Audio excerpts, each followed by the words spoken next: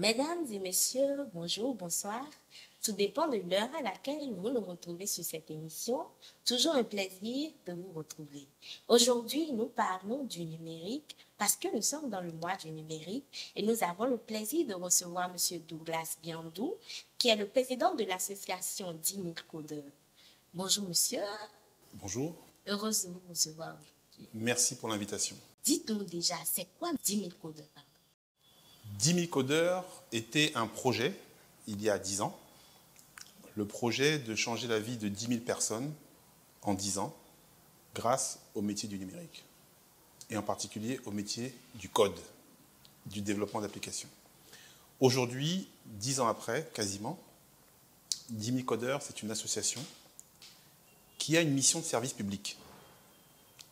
Je donne l'exemple de la fusée à 3 étages pour décrire nos 3 missions.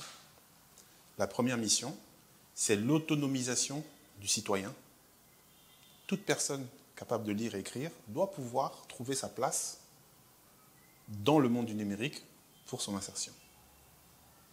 Deuxième étage, c'est le développement des territoires. Une fois qu'une personne est autonome financièrement grâce au numérique, dans quelle mesure elle peut mettre son savoir-faire au service du développement du territoire dans lequel elle est née, elle a grandi, ou pour laquelle elle a une affection. Deuxième étage du territoire. Troisième étage, c'est la souveraineté de l'État. À partir du moment où vous avez des citoyens qui sont responsables, qui sont sensibles au développement de leur territoire, il sera intéressant pour l'État de voir dans quelle mesure ces citoyens peuvent contribuer à la souveraineté de l'État. Voilà un petit peu les 3 missions aujourd'hui de 10 000 codeurs. Vous êtes présent au Bénin. Dites-nous, qu'est-ce qui justifie vos activités ici au Bénin? 10 000 codeurs, je vous ai parlé du volume. 10 000 personnes, changer la vie de 10 000 personnes. Pour changer la vie de 10 000 personnes, il faut que ces personnes soient au courant. Donc aujourd'hui, nous réalisons depuis l'année dernière un travail de sensibilisation où nous allons dans les zones rurales, dans les zones urbaines d'une vingtaine de pays pour aller vers cette jeunesse qui se cherche, qui est un peu perdue, qui se pose des questions sur son avenir. Et nous allons dire à cette jeunesse, découvre le numérique, les usages, les métiers, les technologies, travaille ta posture professionnelle, découvre ce que attendent les entreprises, et nous allons t'accompagner. Si tu es discipliné, si tu es déterminé, nous allons t'accompagner à t'insérer dans un des 65 métiers du numérique que nous avons identifiés. Quel est le plan d'action de 10 000 codeurs pour accompagner les Béninois à se révéler dans les métiers du numérique et dans l'entrepreneuriat? Là, nous sommes, votre question, c'est l'étage 1 de la fusée. Nous avons mis en place un programme qui s'appelle le programme Un emploi en 3 étapes. La première étape constitue une étape d'acculturation au numérique. C'est quoi le numérique? Quels sont les usages du numérique? Quels sont les métiers du numérique? Quelles sont les technologies du numérique? Ça, c'est l'acculturation.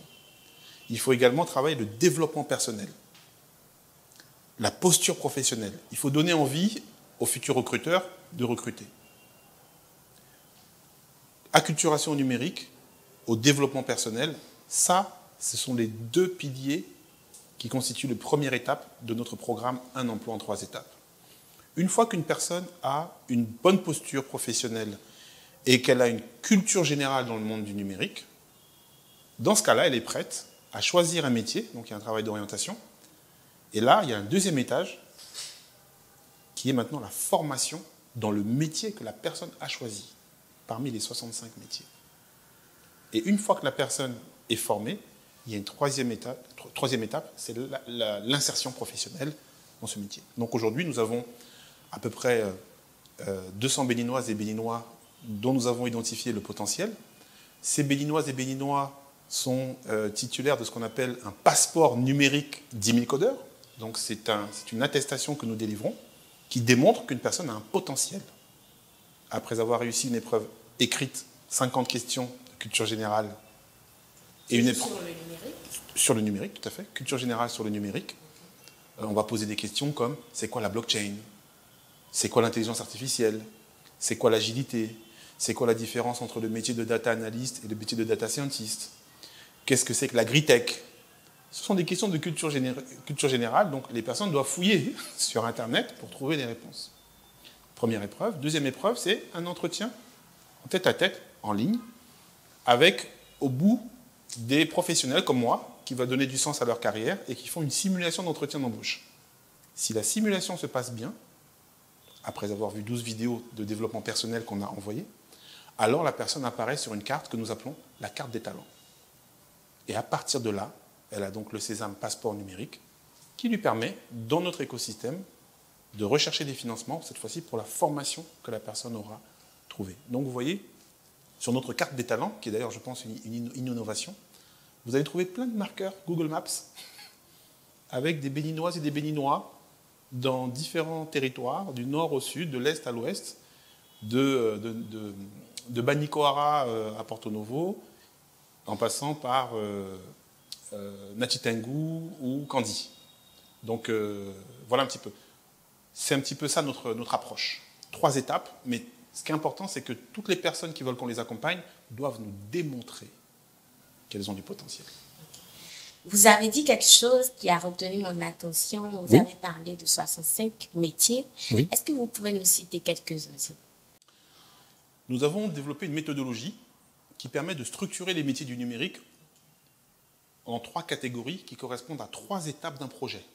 Vous savez, quand on a un projet, d'abord il est dans la tête du créateur.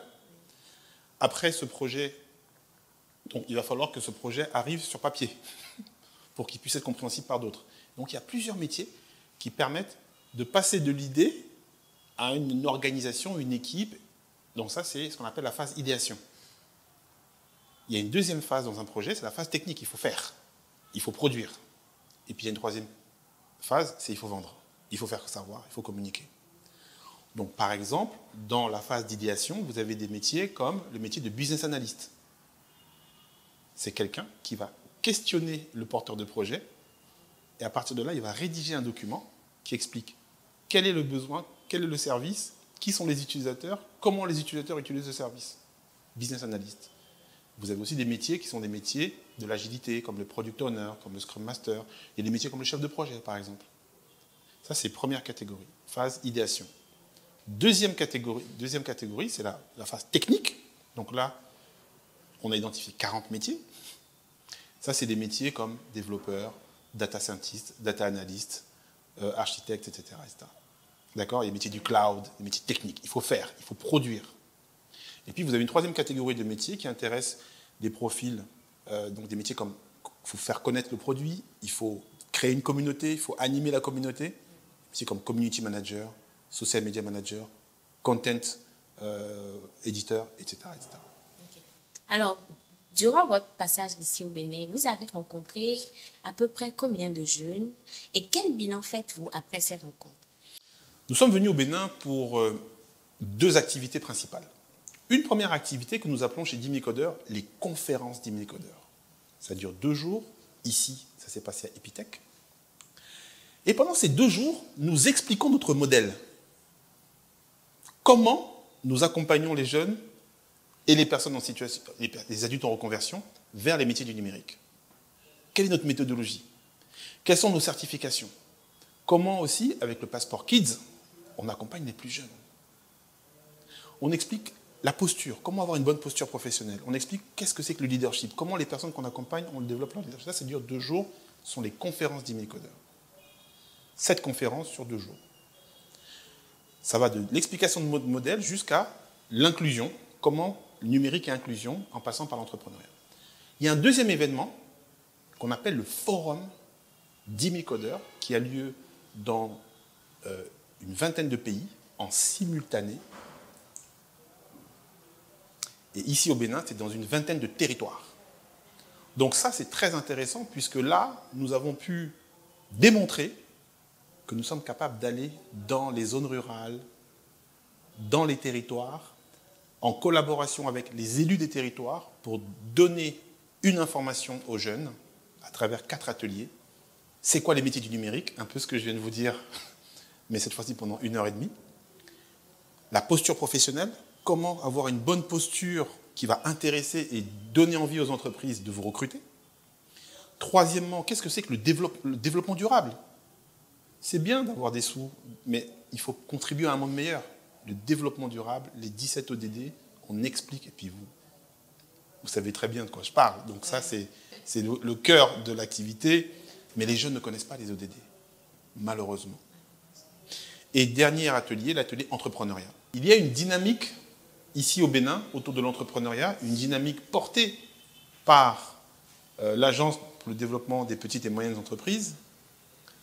Et je suis très content de voir que les choses s'organisent et qu'il y a un écosystème entrepreneurial. Et donc là, nous sommes les 3 jours de la clôture.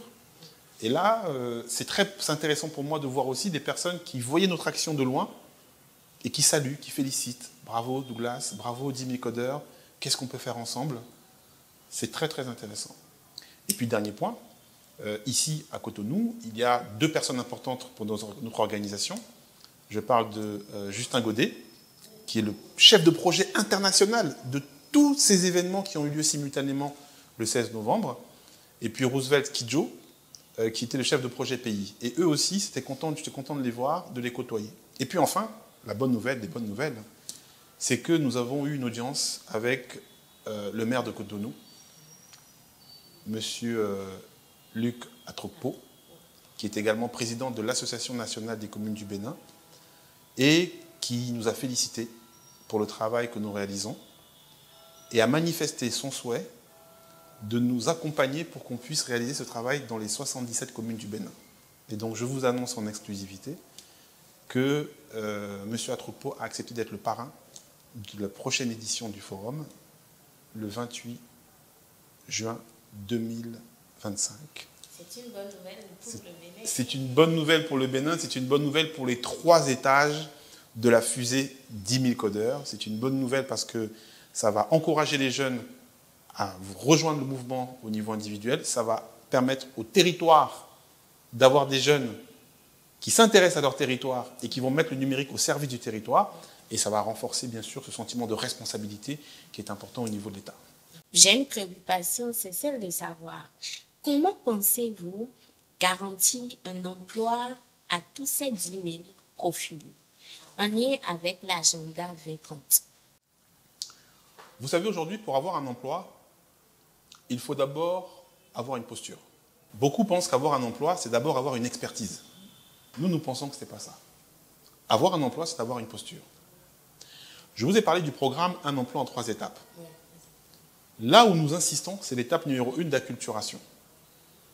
Il y a des personnes qui vivent cette expérience qu'on appelle, nous, chez 10 000 codeurs, l'expérience de transformation. Et donc, tous les spectateurs de cette vidéo vont pouvoir peut-être s'inscrire sur le site 10 000 codeurs et vivre cette expérience de transformation. Je vous rappelle que pour nous, il suffit de lire et écrire pour se faire sa place.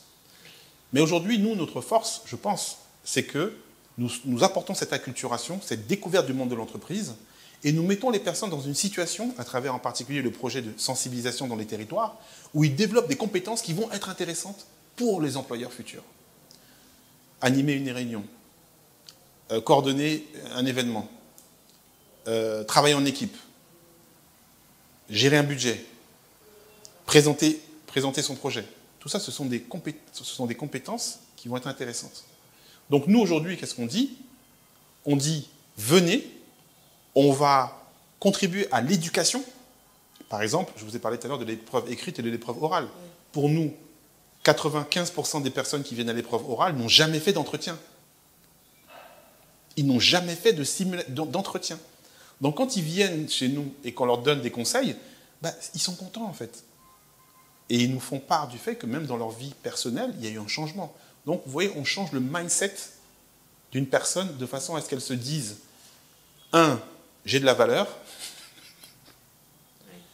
2, c'est le monde qui a besoin de moi. Je n'ai pas besoin de fuir le pays. C'est important ça. 3, je suis dans un cadre avec des grandes sœurs et des grands frères qui veulent mon bien. Et je vais pouvoir être visible dans le monde entier via la carte des talents. Donc quand vous avez ça, et derrière on travaille sur le branding, donc les personnes qui viennent chez nous, on leur demande d'avoir une photo professionnelle sur LinkedIn, de créer un compte sur LinkedIn et de créer du contenu régulièrement. eh ben, vous vous rendez compte que ces personnes-là, en fait, deviennent attractives pour leur environnement. Il y a des personnes qui les sollicitent avant même qu'on ait fait la deuxième étape, qui est l'étape de formation, et ça génère des opportunités. Donc, nous, aujourd'hui, quand quelqu'un vient chez Jimmy Coder, on ne lui dit pas « on te garantit un emploi ». Non. On ne dit pas ça. Ce qu'on dit, c'est qu'on va te donner un cadre qui va te stimuler et qui va te permettre d'avoir un certain nombre de services. Culture numérique, posture professionnelle, visibilité à l'international, réseau professionnel et orientation au niveau des métiers du numérique. Voilà les 5 services que nous apportons. Et nous pensons qu'à partir de là, nous avons un climat favorable pour son épanouissement. Ok. Alors, normalement, le projet Jimmy Coder connaîtra son apothéose en 2025. Maintenant que le projet est passé à l'association, est-ce que vous tenez toujours ou vous restez toujours dans cette rigueur de 2025? Alors, 2025 sera une étape importante, parce qu'effectivement, nous serons au sommet de notre positionnement, mais c'est le début d'autre chose. Bien sûr, c'est le début d'autre chose, et en particulier, nous pensons que nous voulons devenir un partenaire technique des communes, des départements, des régions, des États, pour sensibiliser la jeunesse et faire en sorte que l'Afrique devienne le poumon du numérique mondial. Donc vous voyez que c'était une première phase 2015-2025. Est-ce qu'on peut changer la vie de 10 000 personnes? Ce qui est sûr, c'est qu'aujourd'hui, on va atteindre 10 000 en termes d'impact, pas en termes d'insertion. Et l'objectif pour nous maintenant, c'est avec l'appui des gouvernements, puisque nous aurons démontré notre capacité, et donc maintenant on aura un appui de taille, qui est l'appui des gouvernements, on va maintenant pouvoir passer à l'échelle. Que les budgets qui sont prévus pour la formation des jeunes soient consommés dans l'étape 2 de notre modèle, qui est l'étape de formation dans les métiers du numérique. Le rapprochement que nous faisons avec le patronat, je parle par exemple de la Chambre de commerce et d'industrie du Bénin, je parle de l'Agence de développement des petites et moyennes entreprises. Ça prépare l'étape numéro 3, qui est l'étape d'insertion. Donc vous voyez qu'on a aujourd'hui des atouts dans toutes les étapes. Les jeunes viennent nous voir par bouche à oreille. Je donne par exemple quelques exemples concrets. Pamela, licence de statistique, elle est venue chez nous, elle a été formée à un métier qu'on appelle data science, et aujourd'hui elle est insérée chez un accélérateur de start-up qui s'appelle Etrilabs, Bénin. Deuxième exemple. Sourou. Sourou, il est venu chez nous, il a été formé au métier de community manager, maintenant il est le community manager et social media manager de Sotibé, vous savez, le lait. Voilà. Autre exemple, Serrat. Serrat, béninoise. Elle a fait l'ENEAM, d'accord? Aujourd'hui, elle était formée au métier de data scientist, parce qu'elle a vu Pamela. C'est sa copine. Donc elle a dit, si Pamela fait ça, là, moi aussi je vais aller là-bas. Elle a fait, maintenant, elle est chez Celtis. Est-ce que vous voyez? Nous délivrons. Et donc, toutes ces jeunes-là que nous avons, on va en faire des rôles modèles pour tous les autres jeunes qui sont dans les territoires. Pamela est originaire de Savalou. On va lui demander d'aller à Savalou pour dire à la jeunesse de Savalou, allez vers les métiers du numérique, il y a un avenir pour vous. Moi, j'ai réussi, pourquoi pas vous? Sourou est de Lokossa. L'année dernière, il était à Lokossa, dans une école, pour dire, voilà, c'est possible. Donc vous voyez, c'est ça notre modèle. Vous ne pensez pas que ça va intéresser à la fois les territoires et à la fois l'État? Oui. Et il y a les médias aussi qui sont là pour relayer aussi. Alors, c'est là où votre rôle est très important, parce que ODD TV, vous nous permettez de rendre compte de cette expérience extraordinaire et de ses résultats. Je viens de vous donner 3 exemples de Béninois, mais aujourd'hui, nous avons près de 200 Béninois dans notre base. Et vous nous permettez aussi de dire quelles sont les difficultés que nous rencontrons. Parce que tout n'est pas rose. 80% des personnes que nous accompagnons aujourd'hui attendent une formation. Donc, il manque des financements. L'avantage, c'est quoi? C'est que toutes ces personnes sont répertoriées. Vous pouvez les voir et vous pouvez voir les vidéos des oraux. Donc, nous avons, je pense, de la part des mécènes, et je profite de votre média pour le demander, nous recherchons des financements pour que toutes les personnes qui sont en attente de formation puissent bénéficier de cette formation dans les métiers du numérique, une formation qui n'est pas donnée par nous, mais qui est donnée par des centres de formation spécialisés dans les différents métiers et qui sont des partenaires. Voilà un petit peu ce que je peux vous dire. De 2015 à 2024, combien de profils ont été révélés par 10 000 codeurs? Aujourd'hui, en s'appuyant sur les différentes méthodologies qu'on a mises en place, je dirais une méthodologie pré-Covid et post-Covid, on a 700 personnes qu'on a accompagnées pré-Covid. Sur ces 700 personnes, 70% des personnes qui ont terminé ont pu être insérées à 6 mois. Et puis on a une méthode post-Covid, qui est la méthode que nous mettons en place aujourd'hui, ce qu'on appelle le programme Un emploi en 3 étapes. Et aujourd'hui, ce qui est très intéressant avec cette approche, c'est qu'elle est inclusive. Tout le monde peut être accompagné, tout le monde qui sait lire et écrire.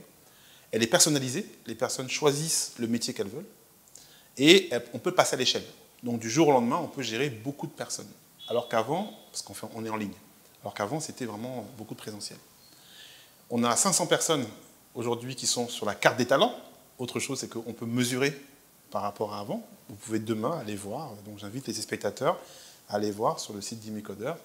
Vous allez sur le lien, le menu, il y a marqué talent. Vous allez voir une carte. Donc il y a 500 personnes qui sont accompagnées. Et ces 500 personnes ont franchi l'étape 1. Et en fait, aujourd'hui, il y en a 70% qui en sont à qui attendent l'étape 2. C'est là où je vous dis que là, aujourd'hui, on a une problématique au niveau de cette étape qui est la formation. On a beaucoup de nos jeunes qui attendent la formation, mais là, ça ne dépend pas de nous. Parce que pour être formé correctement, avec des centres de formation spécialisés, il faut des fonds que nous n'avons pas aujourd'hui. C'est pour cette raison que nous nous rapprochons des États, pour leur dire, nous sommes aujourd'hui matures, mais nous avons besoin de vous pour passer à l'échelle, pour révéler en fait tous ces talents et pour leur permettre d'être insérés dans des entreprises qui seront proches d'elles. Donc voilà un petit peu. Donc 1200, 700 avec 70% d'insertion, et puis 500 avec aujourd'hui 70% qui attendent la formation. Vous avez un message particulier à adresser à tous ces jeunes qui nous regardent aujourd'hui? D'abord, je voudrais m'adresser à la jeunesse du Bénin, à la jeunesse africaine. Avec 10 000 codeurs, tu as la possibilité. Si tu sais lire et tu sais écrire, d'être accompagné vers un métier du numérique parmi 65 métiers ou vers l'entrepreneuriat. Mais c'est à toi de nous démontrer que tu as du potentiel. Va sur le site d'Imicodeur, menu inscription. Je voudrais m'adresser également à la diaspora. Aujourd'hui, il y a, hors du Bénin, hors du continent, des professionnels, comme moi, qui veulent donner du sens à leur carrière en devenant des repères pour la jeunesse. À ces professionnels, je leur propose d'intégrer le réseau professionnel d'Imicodeur. 1 heure par mois, nous allons bloquer pour que vous fassiez des simulations d'entretien d'embauche à l'endroit de la jeunesse africaine à laquelle j'ai parlé juste avant. Votre expérience, votre connaissance des réalités et des codes de l'entreprise, vous allez pouvoir en faire profiter cette jeunesse et comme ça, en étant à l'extérieur, contribuer au développement de votre pays, de votre continent. Je m'adresse aussi maintenant aux partenaires financiers. Vous êtes un État, vous êtes une organisation internationale, vous souhaitez contribuer à l'autonomisation des jeunes, l'autonomisation des femmes, rejoignez les sponsors d'Imicodeur. Financez les formations des personnes qui décrochent le passeport numérique d'Imicodeur, c'est-à-dire qui sont sur la carte des talents, qui ont démontré leur potentiel et qui ont choisi une formation en particulier. Nous avons besoin de vous pour passer de 80% de personnes qui sont en attente de formation et diminuer ce ratio qui, pour moi, est un de mes cauchemars les plus formidables. Si des jeunes ont démontré leur potentiel et n'ont pas de formation dans le métier qu'ils veulent, ils vont perdre espoir. Et aujourd'hui, ils sont nombreux chez Imicodeur à attendre depuis 3 mois, depuis 6 mois, depuis 1 an, depuis 2 ans. C'est 6 mois, 1 an, 2 ans de trop. Mobilisez avec nous les financements ou bien financer directement auprès des 10 centres de formation que nous avons identifiés sur les métiers du numérique. Les devis sont là. Les jeunes sont là. Aidez-nous à faire la transition. Je voudrais aussi maintenant m'adresser aux centres de formation professionnelle, qu'ils soient dans les métiers du numérique, qu'ils soient dans la posture professionnelle, qu'ils soient dans l'entrepreneuriat. Rejoignez-nous, nous avons besoin de vous. Nous avons un écosystème, nous ne pouvons pas tout faire. Notre force, c'est l'étape 1 du programme Un emploi en 3 étapes, l'acculturation au numérique, l'acculturation au développement personnel, l'acculturation au leadership. Mais pour les personnes qui veulent aller vers le salariat ou l'entrepreneuriat, nous avons besoin de vous. Rejoignez-nous et faisons ensemble un accompagnement exemplaire. Je terminerai par m'adresser aux élus. Vous êtes un élu d'une commune, par exemple les 77 communes du Bénin. Aidez-nous à faire de la journée de Forum 10 000 codeurs une journée spectaculaire, une journée flamboyante dans laquelle nous allons encadrer 200, 300, 500 personnes, 500 jeunes que vous allez nous aider à mobiliser pour 2 raisons. La première, c'est que, comme moi, vous souhaitez contribuer à l'employabilité de vos jeunes. Vous les voyez tous les jours se plaindre et dire qu'ils n'ont pas d'avenir. Et deuxièmement, ces mêmes jeunes vont bénévolement contribuer au développement de votre territoire, créer un site internet de votre territoire, qui sera leur premier portfolio qui va les rendre intéressants, créer les réseaux sociaux de votre territoire, qui va permettre de contribuer à la visibilité et l'attractivité de votre territoire, et donc contribuer au développement durable, économique, social, environnemental de votre territoire en fonction des priorités ODD que vous avez identifiées. Voilà un petit peu les messages que je voulais faire, et je terminerai bien sûr par les entreprises. Évidemment, les entreprises, nous savons que vous avez une volonté d'améliorer votre performance. Pour améliorer votre performance, vous aurez besoin de la digitalisation. Les talents que vous cherchez sont dans la base de données 10 000 codeurs. Vous aussi, aidez-nous à financer l'étape de formation de ces talents. Aidez-nous à éduquer ces talents à l'étape 1 au niveau de l'acculturation, et vous allez les récupérer derrière à l'étape 3. Et ce sont des profils qui sont proches de vous. Vous êtes une entreprise à Nati Tengou, nous avons des jeunes originaires de Nati Tengou qui certains vivent à Cotonou, mais rêveraient d'aller en Nati Tengou parce que c'est là-bas qu'est leur famille, c'est là-bas que sont leurs origines, c'est là-bas qu'ils veulent évoluer professionnellement. Donc, vous, entreprises, rejoignez-nous pour absorber tous ces talents qui sont en train de se développer et dont le potentiel a été révélé pour la plupart lors de la préparation des forums de sensibilisation sur le métier numérique, la posture professionnelle, le développement durable avec notre partenaire APOD, l'association pour la promotion des objectifs de développement durable, qui nous aide aujourd'hui sur cette facette citoyenne, qui n'est pas notre facette historique, mais qui nous aide sur cette facette citoyenne. Et dernier atelier, l'atelier entrepreneuriat, qui pourra être animé aussi par les entreprises qui vont nous rejoindre et qui vont absorber en fait cet talent. Voilà les différents messages que je voulais adresser, et je remercie encore la chaîne ODD TV pour cette opportunité. Eh bien, vous l'avez su, en compagnie de M. Biandou et moi, démontrer vos talents, et 10 minutes codeur est prêt à nous accompagner, à vous accompagner. Merci de nous avoir suivis jusqu'à la fin. Restez ODD TV pour d'autres numéros.